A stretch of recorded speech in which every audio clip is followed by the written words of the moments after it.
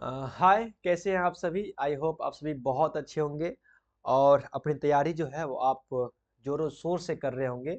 ठीक है ना। तो जैसा कि आप जानते हैं कि हम बहुत सारे क्वेश्चंस पे बात कर चुके हैं। हम 90 क्वेश्चंस पे बात किए हैं। मतलब बहुत क्वेश्चंस पे हम बात किए हैं, है ना। हमारे पास जो अगस्त में जो एग्जाम हुआ था 22 अगस्त 2024 को, उस एग्जाम में 10 क्वेश्चंस बच गए हैं। हमने 90 क्वेश्चंस पे बात किया। 18 वीडियो जो है वो आपके प्लेलिस्ट में होगा, आप देखने को, आप वहां जाकर देख सकते हैं। तो हमारे पास अब जो है वो 10 क्वेश्चन बच गया है। 10 क्वेश्चन वो है जो कंप्रीहेंशन का है। दो कंप्रीहेंशन पूछा जाता है, आपको पता है। दो कंप्रीहेंशन 5-5 नंबर का पूछा जाता है एग्जाम में। तो हमारे पास सिर्फ दो कंप्रीहेंशन बचा हुआ है। और इसके इसके इसके साथ जो है अगस्त में जो एग्जाम हुआ 22 अगस्त को 2024 को, तो हम तमाम क्वेश्चंस को डील कर चुके होंगे इस दो वीडियो के बाद। ठीक है ना। तो कंप्रीहेंशन का जो क्वेश्चन है, हर इंसान का अपना एक ट्रिक है बनाने का। जो लोग जैसा समझे उस हिसाब से वो बनाते हैं, कोई इशू नहीं है। लेकिन जहां तक मैं समझता हूं कि कंप्रीहेंशन बनाने में जो लोग सबसे ज्यादा गलतियां करते हैं, वो गलतियां करते हैं जल्दबाजी का। लोग कंप्रीहेंशन को अच्छे से पढ़ते नहीं हैं और जल्दी से आंसर को टिक करने की कोशिश करते हैं। उसकी वजह से होता यह है कि इंसान को जहां 5 नंबर मिलने चाहिए, 5 क्वेश्चन सही होने चाहिए, वहां वो मुश्किल से 2 या 3 क्वेश्चंस पे रह जाते हैं। फिर उससे क्वेश्चंस डील नहीं हो पाता है। क्यों? क्योंकि उन्होंने कंप्रीहेंशन को पढ़ा नहीं है, समझा नहीं है। वो नहीं समझ पाए कंप्रीहेंशन को। तो मेरे लिए, जहां तक मैं समझता हूं, मेरे हिसाब से सबसे पहले कंप्रीहेंशन को एक बार अच्छे से पढ़ करके बिल्कुल शांत मिजाज में, बिना इधर उधर देखे, बिना कुछ समझे, 2 मिनट में पूरे कंप्रीहेंशन को पढ़ करके समझ लेना चाहिए। अगर आपका मन है हिंदी में पढ़ने का, अगर आप हिंदी समझते हैं तो हिंदी में पढ़ें। अगर आप इंग्लिश समझते हैं तो इंग्लिश में पढ़ें, कोई इशू नहीं है। जिस भाषा में आपको समझ में आता है, क्योंकि दो ही भाषा होता है, हिंदी या इंग्लिश, तो जो भाषा आपको कंफर्टेबल फील हो, उस भाषा में कंप्रीहेंशन को पढ़ करके और समझने की कोशिश करें। और जल्दी 2 से 3 मिनट में, अगर आप पेशेंस रखेंगे, 2-3 मिनट में पढ़ेंगे, तो 2-3 मिनट में आप आराम से कंप्रीहेंशन को पढ़ लेंगे और बिल्कुल समझने के लेवल पे पढ़ेंगे। जब आप समझ लेंगे, जब पढ़ लेंगे, पढ़ के समझ जाएंगे, तब क्वेश्चंस को डील करें। उस सिचुएशन में अगर कोई क्वेश्चन फंस जाता है, तो फिर कंप्रीहेंशन को देखें और उससे आप जल्दी से कंप्रीहेंशन में उस क्वेश्चन को ढूंढ पाएंगे। क्यों?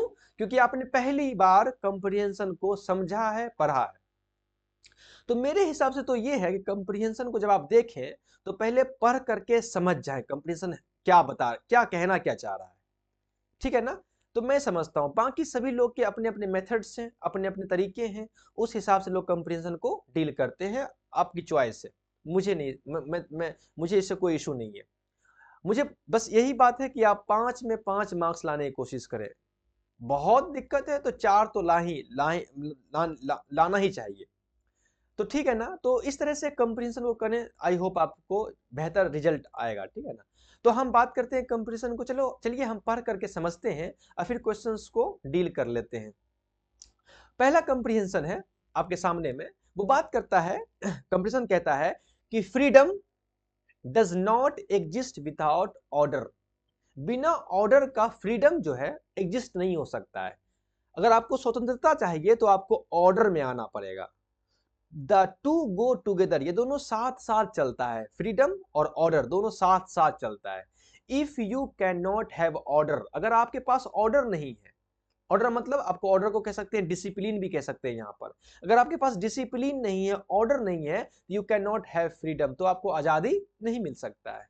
द टू आर इनसेपरेबल, ये दोनों जो है इनसेपरेबल है, दोनों को अलग नहीं कर सकते, दोनों साथ साथ ही चलता है।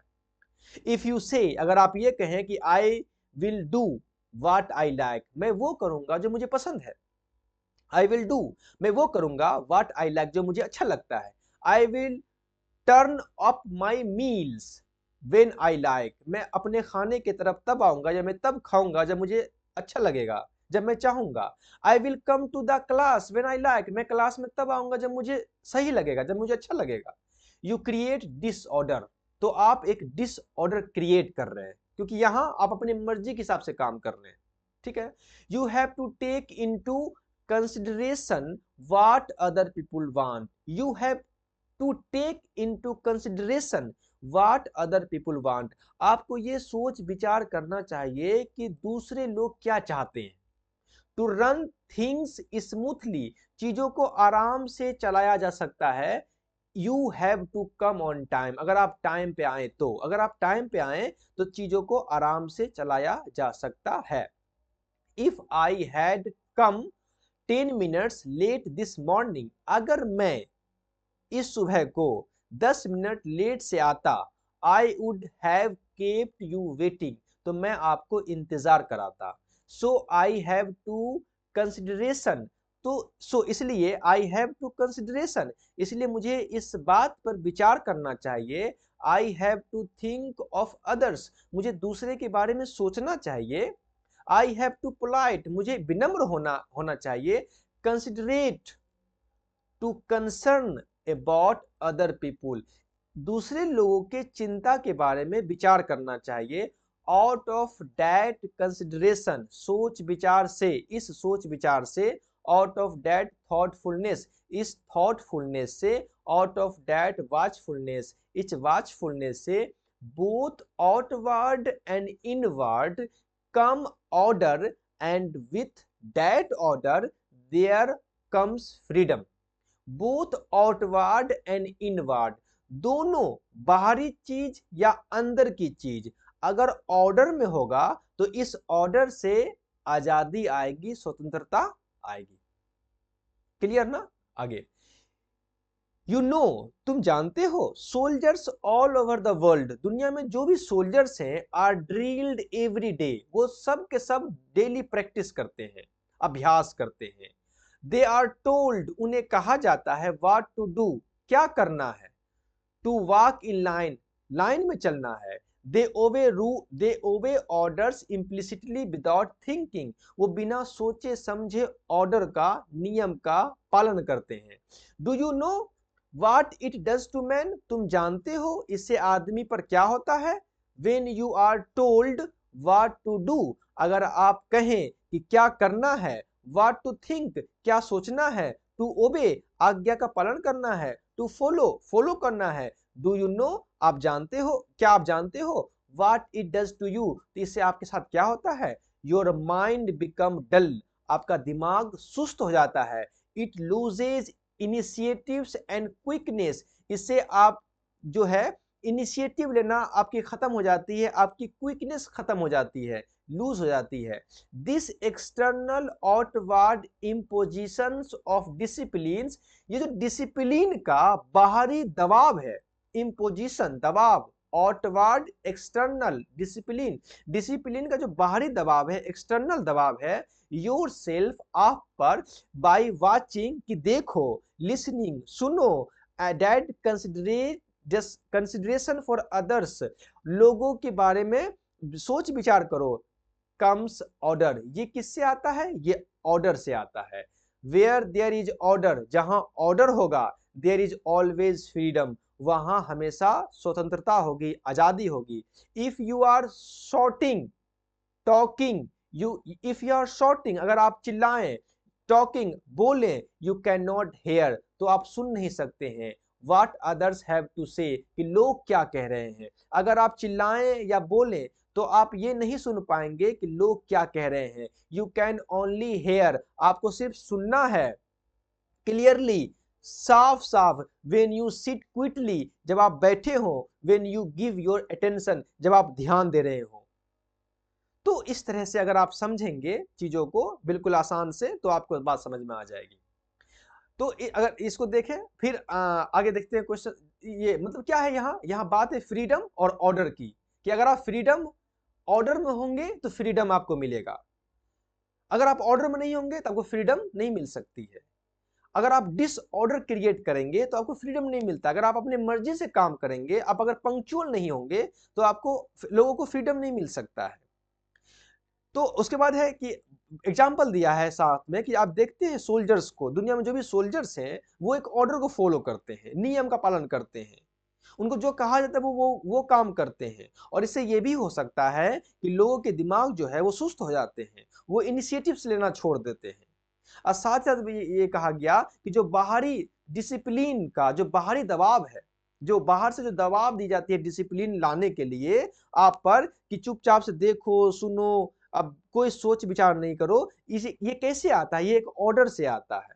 और साथ में फिर ये कहा कि जब तक आप किसी को सुने, जब तक आप शांत नहीं बैठेंगे, जब तक आप अटेंटिव नहीं होंगे, जब तक आप क्वाइट नहीं होंगे, तब तक आप किसी को सुन नहीं सकते हैं। अगर आप चिल्लाएंगे या आप बोलेंगे तो आप सुन नहीं सकते हैं। ये पूरा थीम था। तो चलिए इस थीम को नजर में रख कर क्वेश्चंस को डील करते हैं। ये पूरे थीम को नजर में रख के क्वेश्चंस को डील करते हैं। पहला क्वेश्चन है, कहता है कि एक teacher shot, 91 number question, question number 91।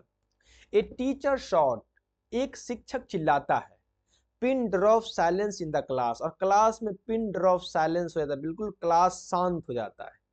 एक टीचर चिल्लाया और उसे पूरा क्लास शांत हो गया। सी इज, वो क्या कर रही है? वो क्या कर रही है? मेकिंग आउटवर्ड, इसका आंसर है making outward imposition of discipline. वो डिसिप्लिन का एक बाहरी दबाव कायम कर रही है। Making outward imposition of discipline, वो डिसिप्लिन का बाहरी दबाव कायम कर रही है ना? यहां देखा ना, यहां लिखा हुआ है आपको क्वेश्चन में, यहां देखिएगा, external outward imposition of discipline, discipline का बाहरी दबाव जो है आपके ऊपर, वो दबाव ये है कि वॉच करो, सुनो और लोगों के बारे में सोचो। ये कब होगा? ऑर्डर से होगा। तो ये इसका आंसर है। दूसरा, बीइंग ऑन टाइम, टाइम पर बिल्कुल टाइमली काम करना, यानी पंक्चुअल होना। इसका मतलब क्या है?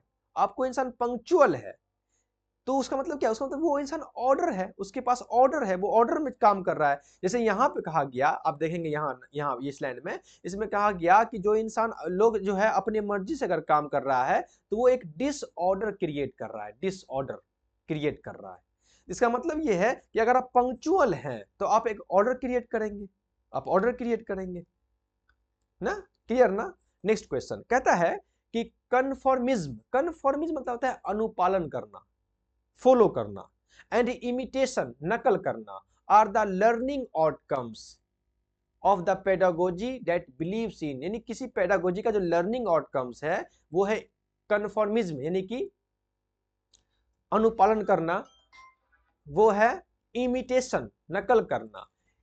ये जो पेडागोजी का जो ये रूल है, ये जो है बिलीव है, वो किस बात को कहता है, किस पर बिलीव करता है? वो बिलीव है उसका एक्सटर्नल डिसिप्लिन पर, यानी एक्सटर्नल डिसिप्लिन से आप कन्फॉर्मिज्म यानी कि अनुपालन किसी को करवा सकते हैं, इमिटेशन किसी को नकल करवा सकते हैं। उसके बाद है according to the given paragraph, freedom without order is, freedom without order, बिना ऑर्डर का फ्रीडम जो है वो क्या है? वो इनसेपरेबल है। यहां देखें ना, इनसेपरेबल, दोनों को अलग नहीं कर सकते हैं, इनसेपरेबल है दोनों। तो ये क्या है? ये है आपका नॉट, नॉन एग्जिस्टेंस, ये हो ही नहीं सकता है, नॉन एग्जिस्टेंस नहीं हो सकता है। नेक्स्ट क्वेश्चन है, if a teacher, 95 number question, if a teacher want her student to obey order, अगर कोई टीचर ये चाहता है कि विद्यार्थी जो है वो ऑर्डर को फॉलो करे, विदाउट थिंकिंग, बिना कुछ सोचे समझे, सी इज मेकिंग हर स्टूडेंट, तो वो स्टूडेंट पे क्या करना चाहती है? वो चाहती है स्टूडेंट पे कन्फॉर्मिस्ट, यानी अनुपालन करवाना चाहती है, कन्फॉर्मिस्ट, अनुपालन करवाना चाहती है वो। तो इस तरह से ये क्वेश्चंस था आपके सामने में। अगर आपने देखा होगा तो आपको बात समझ में आ गया होगा। तो आई होप आपको बात समझ में आ गया होगा। मुझसे जो मैं जो समझ सका वो मैं आपके सामने में एक्सप्लेन करने की कोशिश किया, बताने की कोशिश किया। तो इसमें है क्या कि अगर आप टॉपिक को, अगर आप कंप्रीहेंशन को अगर पढ़ते हैं, समझते हैं, तो आपके लिए कंप्रीहेंशन डील करना आसान हो जाता है। अगर आप फिर क्वेश्चंस कंप्रीहेंशन को ना भी पढ़ते हैं तो क्वेश्चंस को अपने माइंड से भी आप डील कर सकते हैं। क्यों? क्योंकि आपने कंप्रीहेंशन को पढ़ के समझा है। तो इस तरह से कंप्रीहेंशन, जो पहला कंप्रीहेंशन था 5 क्वेश्चन, उस पर हमने बात किया। नेक्स्ट वीडियो में जो नेक्स्ट कंप्रीहेंशन है उस पर हम बात करेंगे, तो और बातें समझ में आएगी, ठीक है ना? तो मिलते हैं नेक्स्ट वीडियो में, तब तक के लिए ये कंप्रीहेंशन कर ले, फिर मिलते हैं नेक्स्ट कंप्रीहेंशन में, ठीक है? Okay, bye.